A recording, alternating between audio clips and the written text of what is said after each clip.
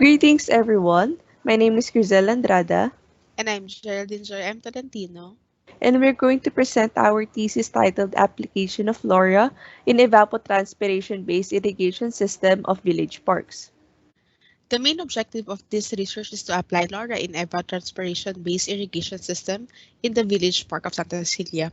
The sub-objectives are to develop a Raspberry Pi-based sensor, environmental data logger. Second, to develop an ET-based irrigation system using the Penman-Monteith equation. Third, to identify the possible position of LoRa module in the chosen three locations. Inside the Heritage Home, J. Pitan Street Corner, BFRV, and Santa Cecilia Village using RSSI. Lastly, to demonstrate the transmission of signals of LoRa module from home to Concerto Street, Santa Cecilia Park. The study focused on implementing the evapotranspiration-based irrigation only in one of the three remote stations, which is the Santa Cecilia Village Park that is approximately 432 meters from the base station. During our site visit, the Santa Cecilia operates manual irrigation using a hose. With that, the researchers provided micro-sprinklers for the irrigation. We were also allotted a 23.78 square meters of lands where turf grass or Bermuda grass is abundant. The researchers implemented schedule-based irrigation so the user can set time in the program for what the time the irrigation will start. The study compared the water saved through ET-based irrigation system versus the manual irrigation, and the researchers based the sufficient strength of LoRa RSSI in an urban setting of greater than negative 120 dBm as best case scenario. This is the conceptual framework of the study. The input for the system is harnessed from two sources, one from sensors connected to the ESP32 development board placed in the Santa Cecilia Village Park, and second is from the daily public weather forecast. The system's inputs are temperature, wind speed, solar radiation, vapor saturation, slope saturation, and LoRa RSSI variables. As for the process, these inputs are stored in the Raspberry Pi-based data logger and the IoT cloud. The process is divided into four stages. First is the gathering of data using the Raspberry Pi data logger. Second is the computation of the ETO using the Penman-Monteith equation. Third is the computation of the crop water requirements. And fourth is the transmission of and RSSI-based localization of the LoRa in the three locations, Santa Cecilia Village Park, Heritage Homes Village, and JP Tan Street Empty Lot. The output of the system are RSSI variables, reference evapotranspiration or the ETO, and the volume of water of irrigation in liters.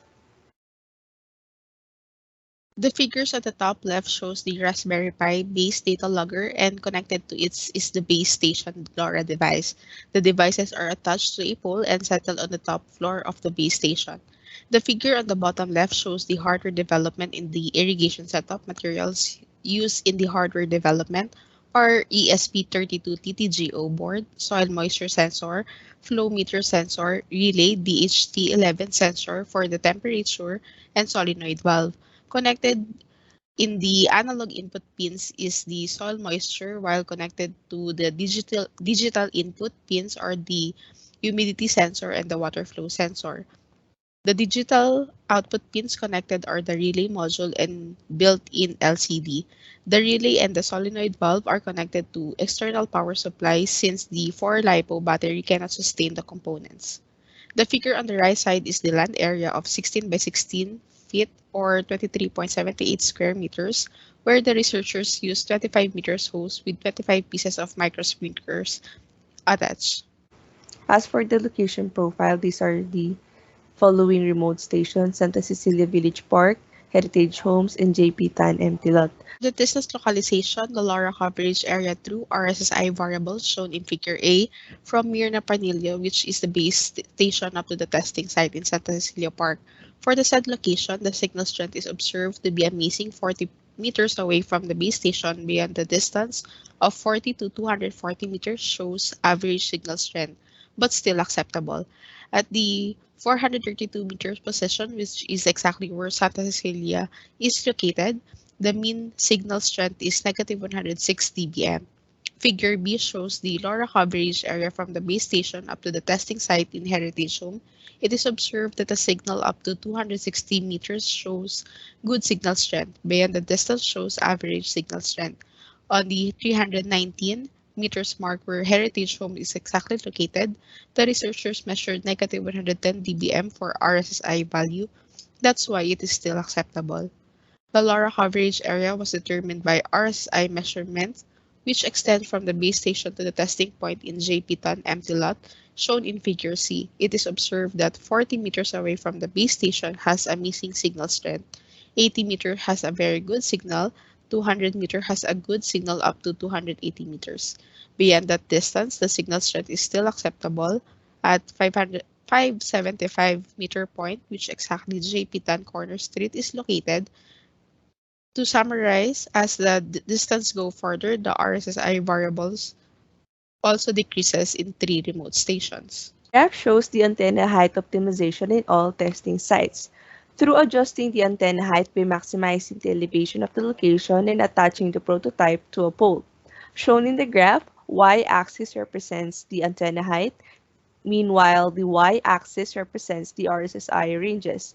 In Santa Cecilia Village Park, the data shows that an antenna height of 2.5 meters is the best position to set up the LoRa since it has the highest RSSI variable. The second picture shows the RSSI variable with respect to antenna height in heritage homes. It is observed that an antenna height of 3.414 meters and 3.38 meters possess the best RSSI signal of negative 110 dBm and negative 109 dBm. The location itself possesses a mean signal strength of negative 111 dBm. It is observed that the points with high antenna height greatly affects the RSSI measurement, giving a result of acceptable signal strength. The last graph shows that is the best signal to put the LoRa device in JP-TAN is with an antenna height of 3.1 meters and 3 meters. These antenna height has a value of negative 112 dBm. In all of the location, it is noticeable that possessing great height affects the RSSI signal considering that there are commercial buildings and 2 to 4 story houses around the location. The table shows the evapotranspiration base volume dispensed on the chosen point within 5 days at Santa Cecilia Village Park. After getting the Penman-Montit value, or the reference evapotranspiration, the system calculated the crop water requirement. The volume of water that was dispensed is the result of the calculated crop water requirement, or the ETC, multiplied by the area of the land. The total ETC base volume of water in 5 days is 264 liters compared to manual irrigation used by caretakers. The volume of the water used to irrigate the land field is 65 liters per day, a total of 325 liters. By using ET-based irrigation, researchers save up to 61 liters of water in 5 days, garnering 20.71% of conserved water consumption. This research has developed an evapotranspiration-based irrigation system for village parks using LoRa technology. This study developed the Raspberry Pi-based data logger harnessing 2 sources, one from the microsensors and second is from the public weather forecast from openweathermap.org API that can be monitored in the IoT or manually by exporting a CSV file.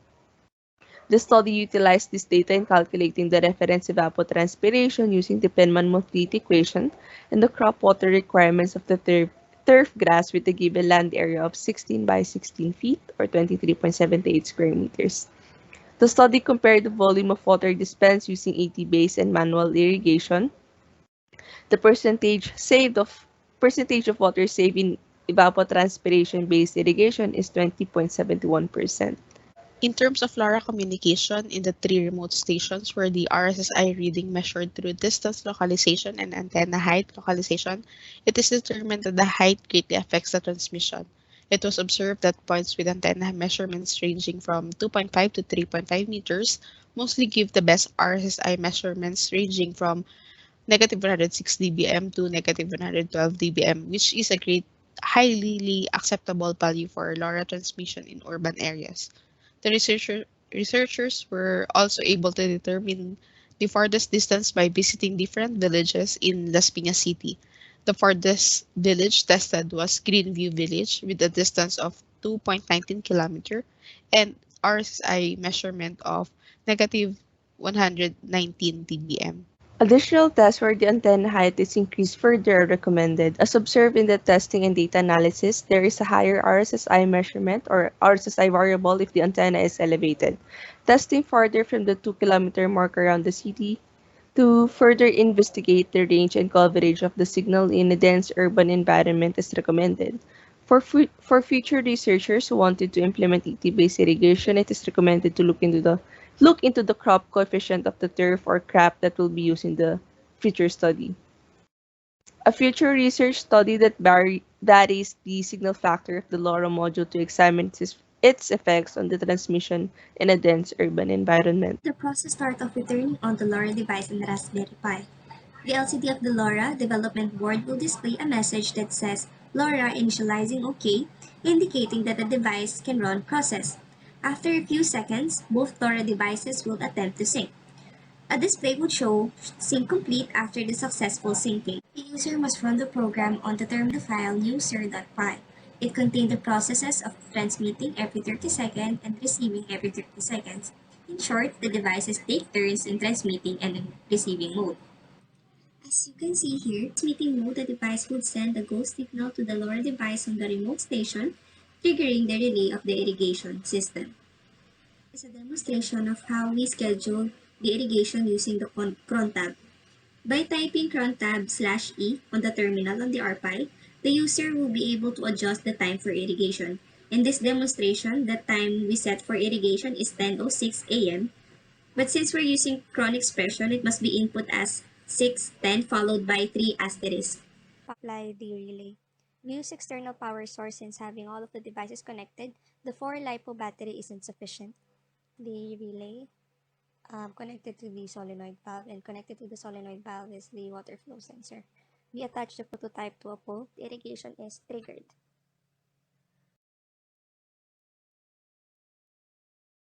We also time how long the irrigation period. Based on our findings, the irrigation lasts around 4.5 minutes to 5 minutes. We double check.